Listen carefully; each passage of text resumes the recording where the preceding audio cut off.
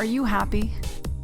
Are you deep down satisfied with the person you are, how you're living your life, and the future as it appears today? Do you have a passion? Is there any one thing in your life that is so important that it makes prioritizing everything else simple? If the answer to any of those questions is no, do you have any idea why? Welcome to the Verimour Speaks podcast. I'm your host, Dawn Keegan, co-founder of the dating app Verimour and the nonprofit app Hero Harbor. Happiness, mine and that of others, is something that's always been very important to me. I've devoted my life to understanding how we take the things life throws at us and combine that with our own special gifts to come away with an experience that, while not always perfect, is one we are proud of and allows us the fewest regrets and least amount of heartache. Whether through my personal musings or conversations with guests, the aim here is not to find a one-size-fits-all to-do list of change, but instead a mindset that lessens our fear, reduces judgment of ourselves and others, and frees each individual to build the life that truly represents happiness for them. Thank you for joining us on the Verimour Speaks podcast. I've always worked to provide the most honest, helpful content I could in forms that reach the largest possible audience.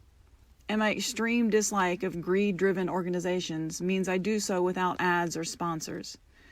But for us to continue improving with better guests and more consistent production quality, we need your help. If you have found any value in what we do and the content provided, please show us a little love by making a contribution directly to the podcast or as a tax-deductible donation on the heroharbor.org website. Thank you again for listening, and please enjoy the show.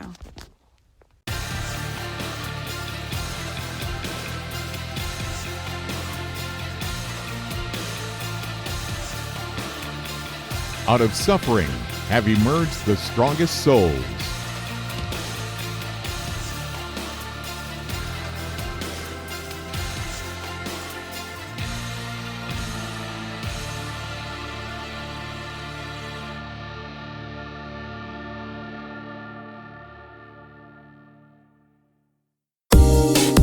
Are you happy? Are you deep down satisfied with the person you are, how you're living your life, and the future as it appears today? Do you have a passion? Is there any one thing in your life that is so important that it makes prioritizing everything else simple? If the answer to any of those questions is no, do you have any idea why? Welcome to the Verimour Speaks podcast. I'm your host, Dawn Keegan, co-founder of the dating app Verimour and the nonprofit app Hero Harbor. Happiness, mine and that of others, is something that's always been very important to me.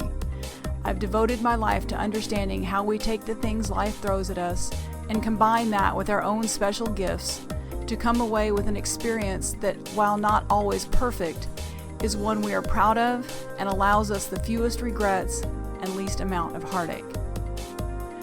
Whether through my personal musings or conversations with guests, the aim here is not to find a one-size-fits-all to-do list of change, but instead a mindset that lessens our fear, reduces judgment of ourselves and others, and frees each individual to build the life that truly represents happiness for them. Thank you for joining us on the Verimour Speaks podcast. I've always worked to provide the most honest, helpful content I could in forms that reach the largest possible audience. And my extreme dislike of greed-driven organizations means I do so without ads or sponsors. But for us to continue improving with better guests and more consistent production quality, we need your help.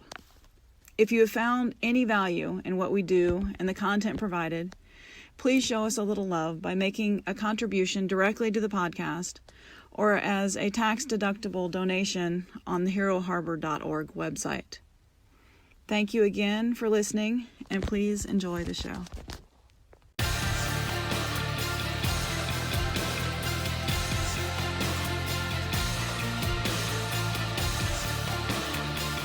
Out of suffering have emerged the strongest souls.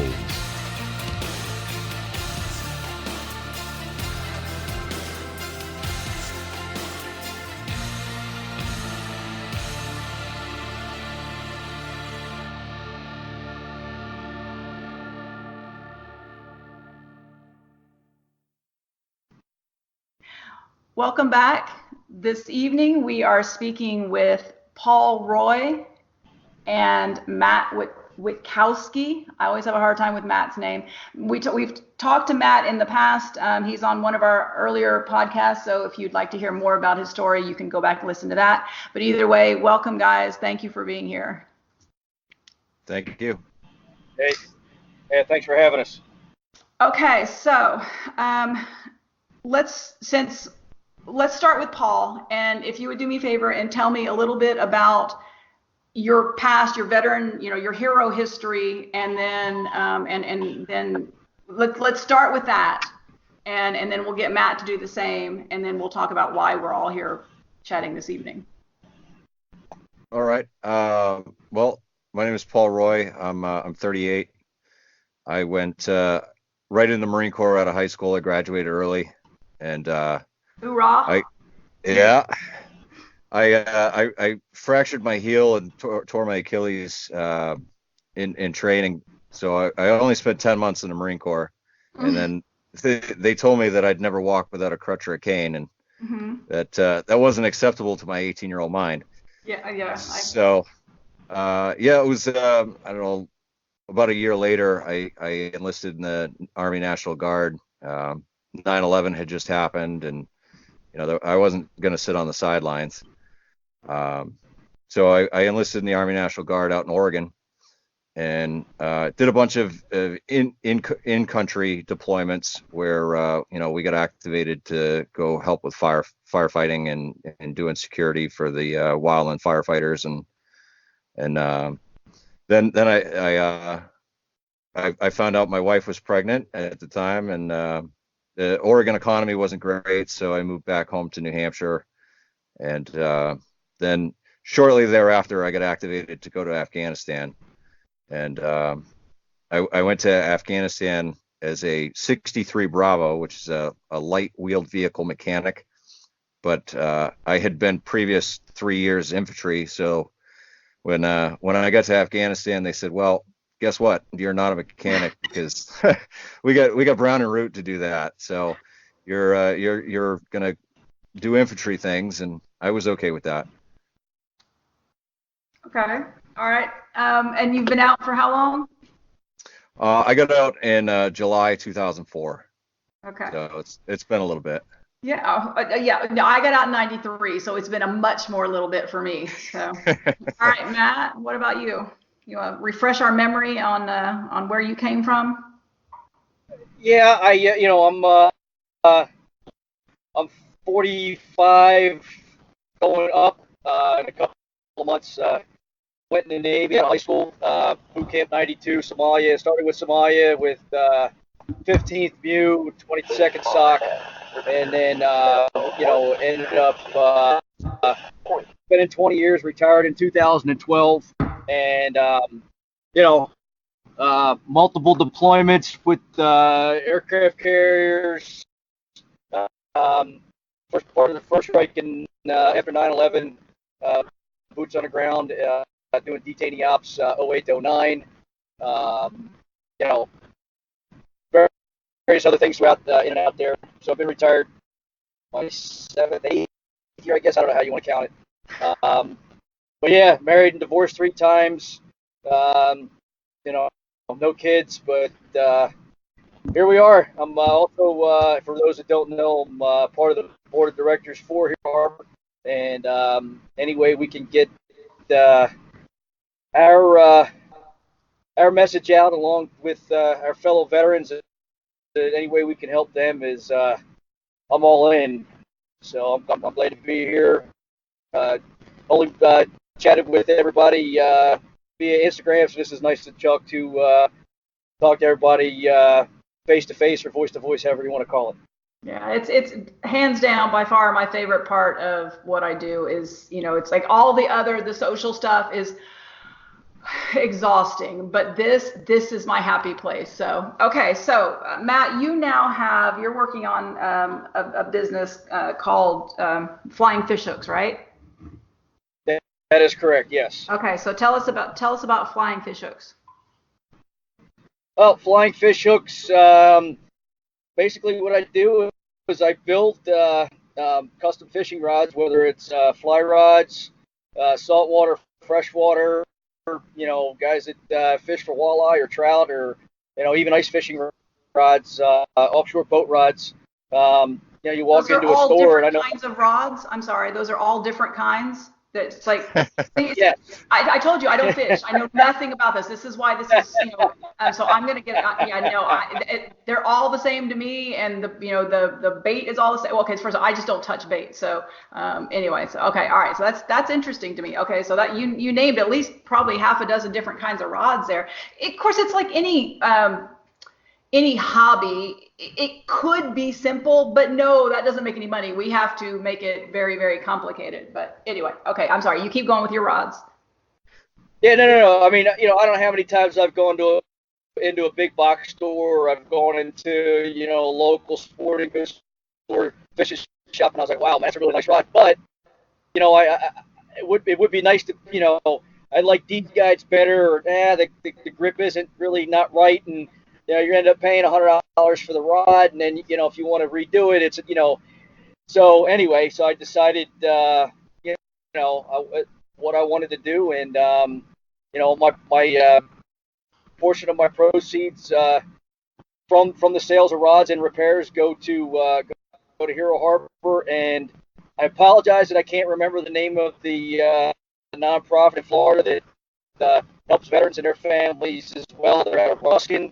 But they provide kayaking, camping, and fishing trips and everything. So I'm in the process of getting them some nice rods through some donations, and getting them then and then as soon as I can. So that's where I'm at with this right now. Okay, so Paul, what is you were laughing about, you laughed at me and the whole rod thing, and I'm okay with that, because I'm just okay with it. So tell me, what is your connection to fishing?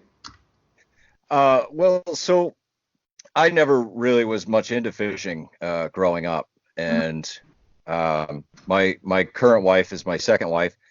Her father is my father-in-law, but he's a big into freshwater and saltwater fishing, and I have some army buddies that are also into fishing, and a buddy of mine from the army got me into ice fishing about 5 or 6 years ago. Are you still living up north? Yeah, I'm in New Hampshire. Okay. All right. Yeah, you're clearly not in Florida, because I don't know where you would ice fish in Florida. No, I'm in southern New Hampshire.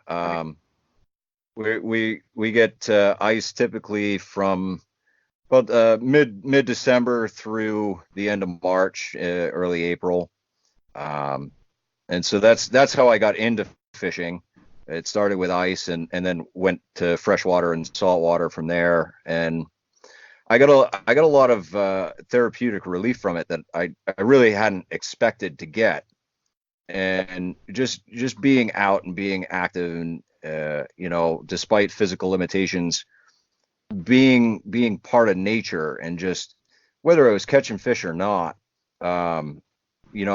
enjoying the camaraderie with other veterans and even non-veterans that appreciate the quirks that make us who we are.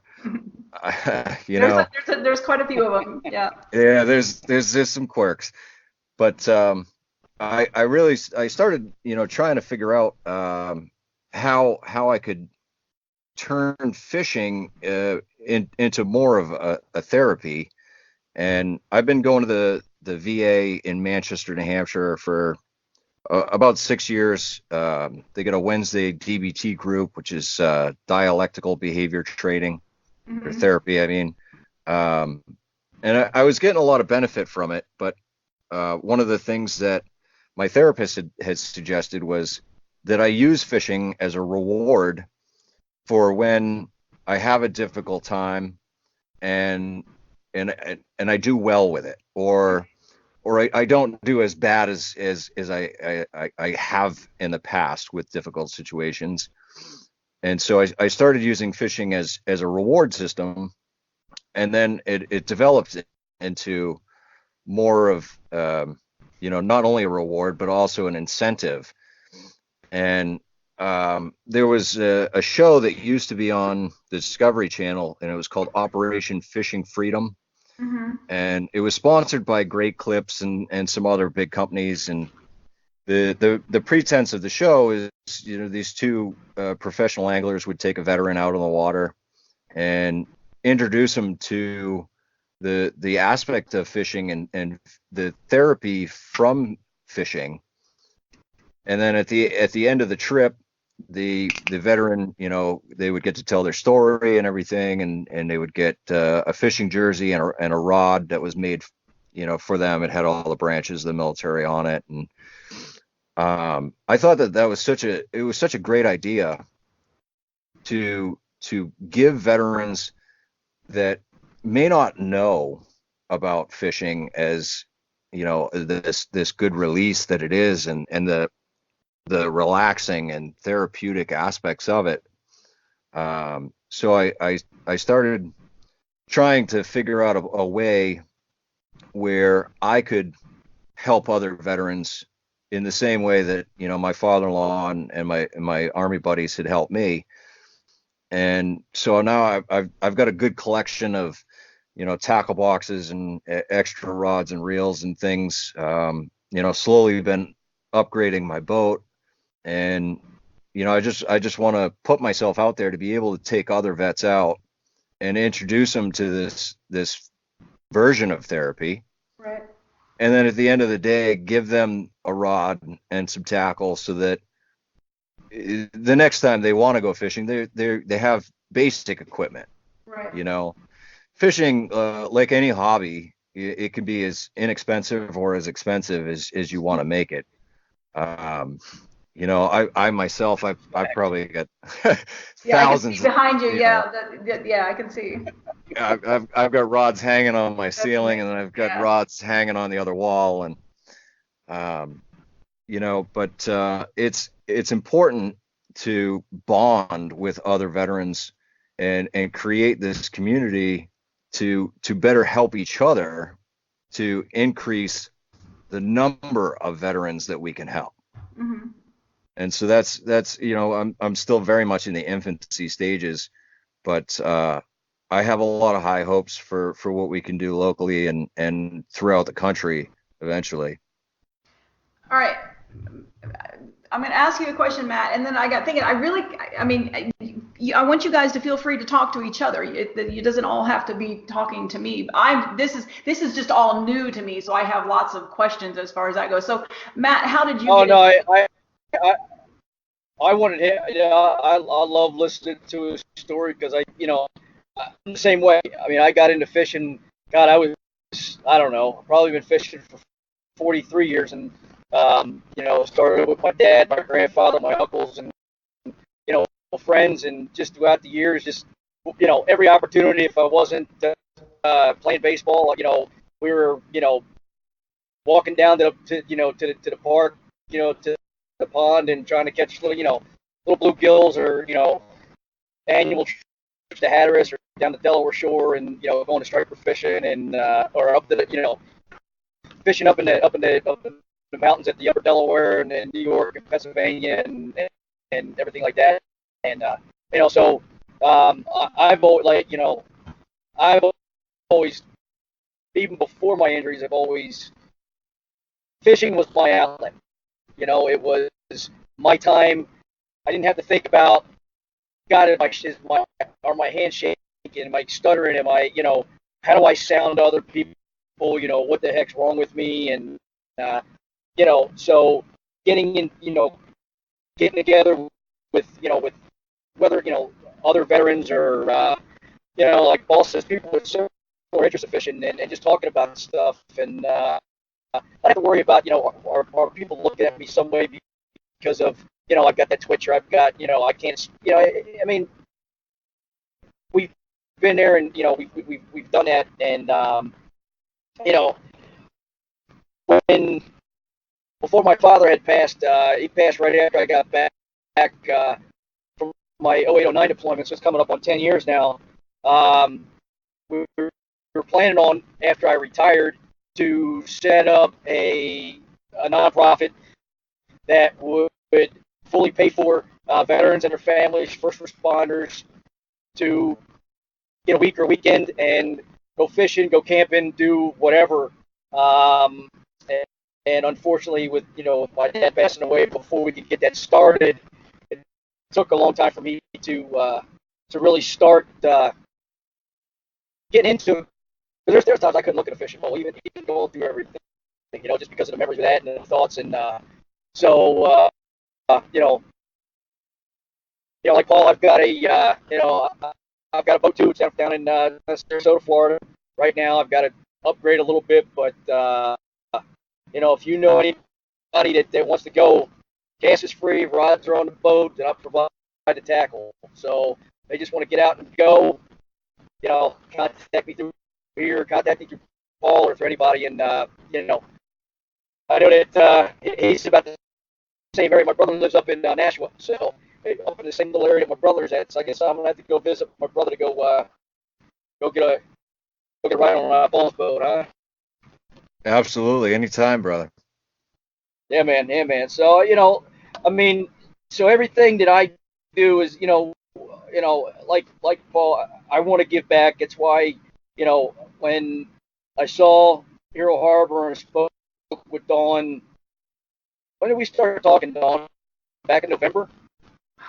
I don't know. Or was it after the news? I'd have to go back and look at email and such. The app itself has only been out since the beginning of November, so. It hasn't been that long, but I with started getting with Dawn, and this is exactly what we need. What us we talking, and then hopefully getting more and more. And God, if we can get a weekly thing going with not just fishing, but but us, our brothers and sisters, just shooting the shit and saying what's on our mind, and telling everybody else it's everything's going to be okay eventually, and they're not alone in anything. So so whether it's through fishing or whether it's through, go ahead. Oh, no. I was just going to say to Paul, because just give him a little bit of background, because it's hard for me to know what comes across, because so much gets buried in social. I don't, it's exhausting, and just trying to create the content in the first place and then getting it out there. The content creation is what I like, the trying to get it out there. And again, this stuff gets buried so quickly. And so I don't know what people see and how much they really know about what we're doing. But so just to give you kind of a quick background, Hero Harbor is an app. My business partner is my second ex-husband. He was Air Force. He's genius behind a keyboard, but we are completely opposite in all regards. I'm the motivated Marine in the gym, all that kind of stuff. He's, the diet soda and tobacco, and, we're just very different. He's brilliant behind a keyboard. I'm the people person, but as far as that goes, we make a great team.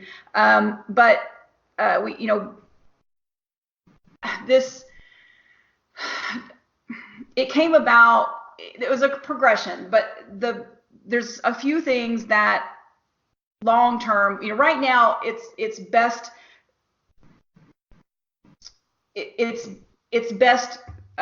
feature, or the thing that it's most useful for, is just getting in there and connecting people.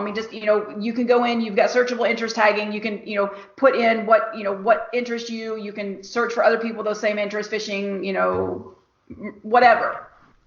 So there's that, and you can schedule events and so on. But we have, as soon as we can, get the resources, the money, because he works a full-time job, in addition, in order to keep, because he helps with my bills, so I can do all this, whatever. Anyway, there's a couple of things that we want to do, but the most important of which is to create a feature, put a feature in there such that if someone, it can be anything. If they just want to talk, or if they are looking, say, for a particular kind of business, information about a new area, whatever it is, they can come in and Okay, I need to back up here a little bit. All right, so there will be a toggle switch in there such that you can log in. Oh, that was weird. I have no idea what that was. I all of a sudden, apologize. a pulsing heart popped up over your face. It was, I don't know. Who knows? Whatever. I don't know. I don't know. Who knows? I don't know if you were saying you love me or if Skype was saying it loves you. I just don't know, but it's all good. Anyway, I have no idea. I hit something and it just popped up. Yeah, well, there's like a little menu thing. The same menu that allows me to start the recording also has some other emoticon, dumb crap. Anyway, you can. We're gonna have two different profile types: a business profile and a personal profile. Regardless of which you're in, you can log in, say, "Hey, I'm here, I'm available," because we know that a lot of times if you're in crisis or you just need to talk, like I have an amazing support system. I have Matt, I have all these different folks that I've interviewed. I have just amazing, but they're all tend to be really busy. And, there's been days when I'm just, in meltdown mode, and I'll reach out to half a dozen of them, and it may take all day for somebody to get back to me. Now, by that time, usually I've self-corrected and I'm good. But the point is we need to be able to get to people quickly. So, and there's men and women all over the world in every time zone who, are sitting on watch or whatever. And, so the point is that, they may be available in the middle of the night when you need help and your regular support system isn't there. So we'll have a feature such that you can log in and say, hey, I'm available. If somebody else comes in and says, hey, I need to talk, I need to ask a question or whatever, it'll send out what Tony, my partner, calls the bat signal. And, it'll let somebody know that, hey, there's somebody here who wants to chat.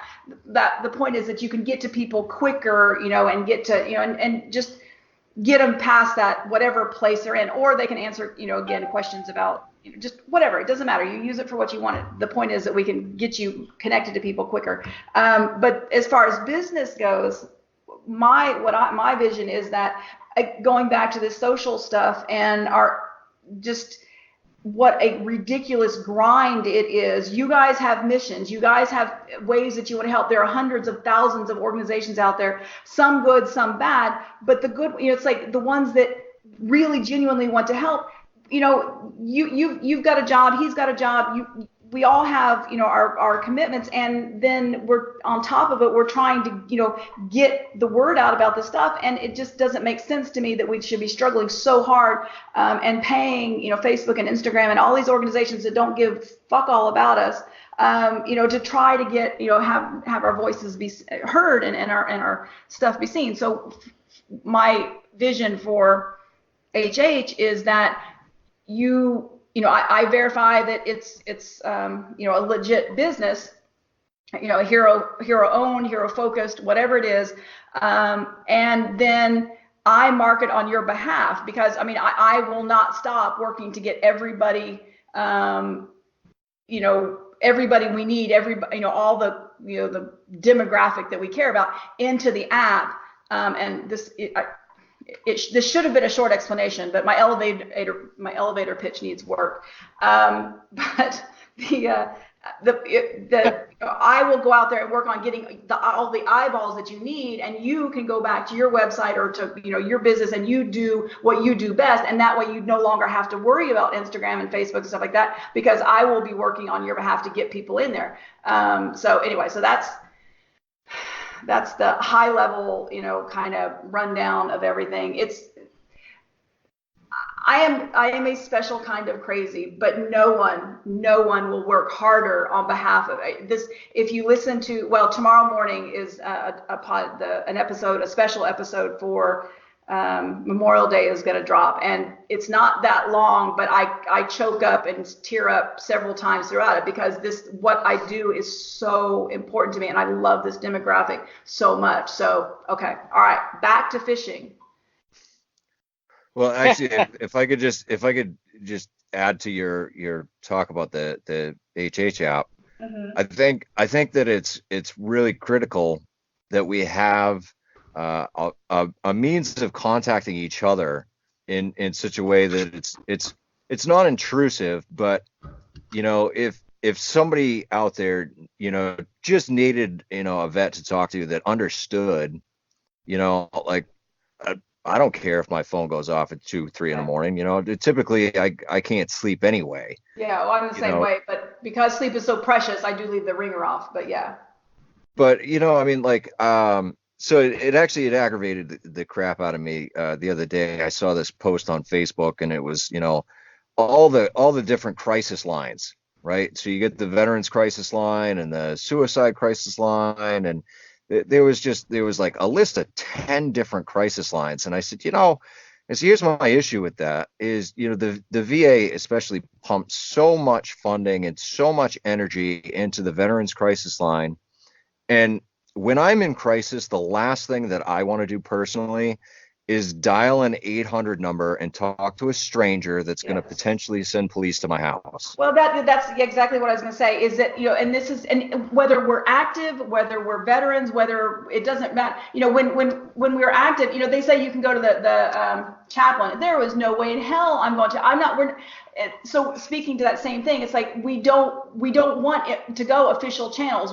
And the thing is, it's like I don't need medication. I don't need your stupid therapy. I don't need all that stuff. What I need is just somebody to just hear me out for a little bit. Let me talk through it. Let me just worry myself a little, but then be done with it. And I think you're absolutely right. There's so many of us who we just need to get through those few minutes, that whatever that dark moment is, and then we're fine again. But we don't want to go the official channels and all that crap, because you're right. We don't want to be labeled. We don't want, as you say, people showing up. One of the Marines that I interviewed, he was talking about.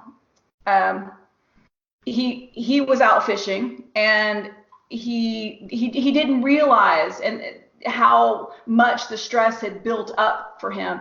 And he said he was fishing, nobody around, out in the middle of the woods. He said his line snagged. Not that bad, but whatever it was, it just triggered him so badly. He just yanked the thing, broke his rod, threw it on the ground. He said he was standing there in the middle of the woods screaming like a crazy person at a tree, total nonsense. And he was a single parent at the time, so he said he went to the VA to say, hey, I need help. And of course they're wanting to commit him and do all this stuff, and he's like, no, I've got a daughter I have to take care of. So yeah, Matt's over here nodding. I mean, it's stuff that we identify. It's like, it's just, we don't need to get in the system. We don't need all this crap. We just need to breathe and get through to the next, to see the sun come up, so okay. Well, yeah, and also, along that lines of, I mean, how many of us are have guns or concealed weapons permits and things like that? And, first thing they want to do is you're psycho and you want to take, they want to take everything away. And so, it's like, I'm not going to go talk to somebody that I think that even in the slightest chance it's going to get back to some government person that's going to go, well, this guy's a wacko, we're going to take everything away from him. And, all it was we just needed to vent. Exactly. Just have somebody listen to us.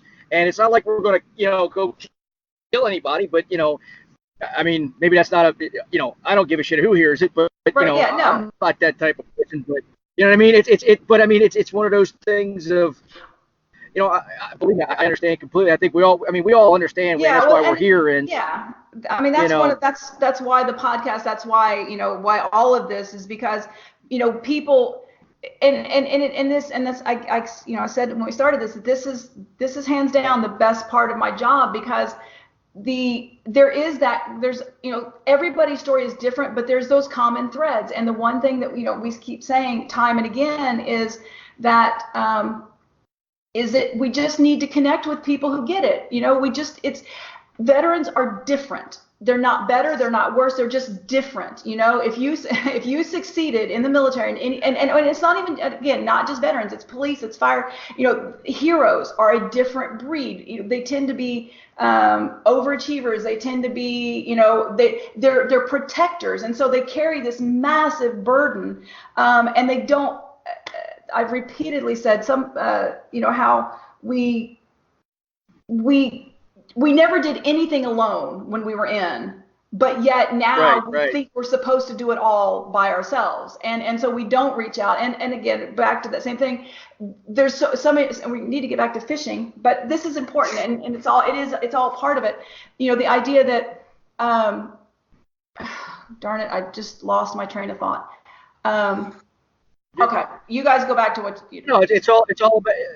Yeah, no, I think I know what you're getting ready to say, Dawn. It's all about a place where we can feel safe, where we can talk. And that's exactly what I think that's what it boils down to. Here at Harbor and what we're doing right now, and just trying to get the word out, and hopefully the government will get off their rear end pretty soon and approve our nonprofit status, so we won't look like the type of organization that is just trying to take people's money and not do anything. And I know that's a frustrating part on my end, because I know that there are a lot of people that I've talked to and that we haven't really talked about, but I've said it to you numerous times, is as soon as we get the approval from the government, people are ready to help us. They just want somebody, a group, an organization that is verified, and it's not going to try to take their money like other organizations in the past that I know we've all ran into, and we're not going to say who they are because some of them got better and some of them don't exist anymore. Important. Yeah, I would be concerned if people weren't skeptic, and the thing is, I need that skepticism because I need people to understand that that so much of what they're doing with Facebook and Instagram and all those things, the ridiculous risk they're putting themselves out, that whole stolen valor thing and all of that, I need them, as long if they're blissfully unaware of that stuff, it's going to be a lot harder for me to, I want people to be aware. I want people to be informed about what's going on, because eventually that will, that will help us. But yeah, I realized what it was I was going to say, is that so often, these people who staff these lines, or even who work at the VA, they have no idea what it's like, and they hear the same stories over and over again, and they don't understand us. So they don't understand the idea that, you like we just said, you just need to get through this, few minutes, this, few hours or whatever it is. We don't need all these medications. Now, in some cases, yes, but too often it's an escalating thing, and you're medicating medications and that sort of thing. The important part is that they're trying to treat you from a textbook. They're trying to talk to you from a textbook, and you can't do that. What the most important common thread throughout all of these interviews is just the incredible. Now, most of them, I'm Marine heavy in my interviews, and that's just because the Marines are the ones who show up. I have invited police and fire and men and women and civilians. I've invited them all. Many people have said, yes, we'll do it, but my Marines show up. Either way, with all of the interviews, one of the big common threads is just that, we have those pain points, and we want to connect with someone who understands, and that's, again, it's beautiful. It's magical when, when you have those conversations. And like I said, the stories are always different, but there's a number of things that just everybody nods their head. They just get it. Matt was here at my apartment when I interviewed Rick, and the whole time he's sitting there, nodding his head. And recently I sent my interviews, the ones I did with Rick, to someone else to listen to, and same thing. He comes back and he says, my gosh, he said, except for, this and this, he said, we are one and the same. And so it's a magical thing. All right, let's get back to fishing. I have a couple quick, I remembered, and I'd forgotten all about this, fishing stories, because like I said, the big thing is I just don't do the bait. I remember as a little kid going out with my dad in the backyard, and I was like maybe 3 or 4, but digging night crawlers, digging for night crawlers. Now, I don't know if I touched them. I know I didn't put them on a hook, but I am probably the most passive Marine you'll ever find. It's like, in terms of, killing is not my first, my favorite thing, but not saying I wouldn't do it if necessary. But anyway, so I've touched base with the whole fishing thing. It's just, I don't kill things, and that's just me. But I can identify. Well, I mean, I was gonna say, I can identify with water and the nature, all of that. I'm willing to go with you fishing. I just probably won't fish. So I'll be the wimp who sits there and holds the pole but doesn't do anything. So.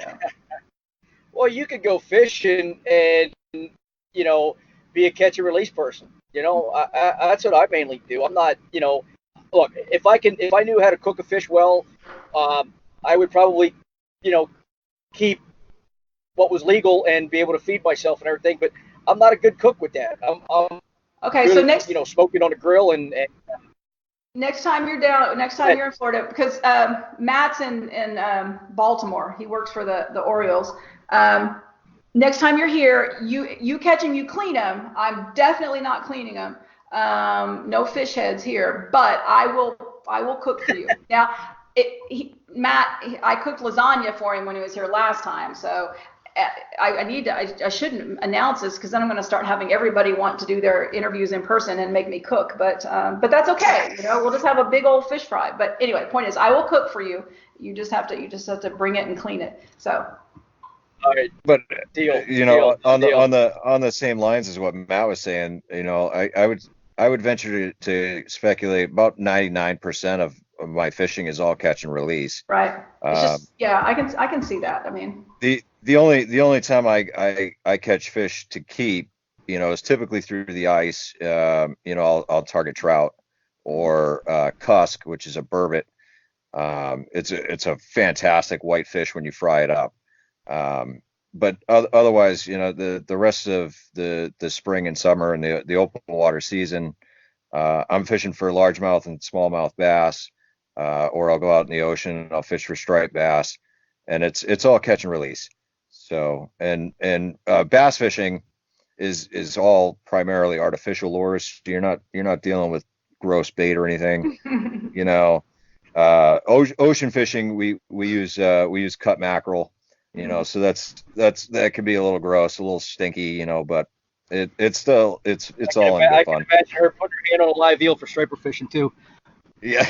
Well, I mean, I'm a beach bum from way back, so the smell, all this stuff wouldn't. And again, I'm a Marine. If it needs to be done, I will do it. It's just a matter. And please don't challenge me because again, but shark is one of my oh my gosh, one of my favorite foods. You put shark on there, oh my gosh, that's amazing. But okay, so I want to hear you guys talk a little bit just about all the different poles and all this different fishing. I mean, what is different, say, about ice fishing versus just something else, fly fishing and all that stuff. Talk to me a little bit about that, because again, this is all new to me.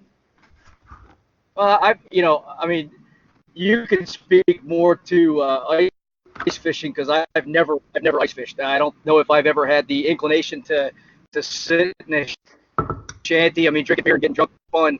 But I go to Florida in the wintertime because I'm done with the snow and everything. But fly fishing and whether I think it's all got the same appeal. A lot of guys like fly fishing, at least in the old days, because they felt it was more pure. Now it's with, the last 30 years with the Orbis generation and, it's the quote unquote, the in thing to do. So you get a lot of your hippies and people from the big cities, and they take their 2-hour drive out to the Catskills or whatever the case is. And, they try their hand at it but in order, with fly fishing, there's a rhythm to the cast, or there's more of a sight fishing thing. Bass fishing, you're searching for structure. And same thing with almost any other type of fishing. You got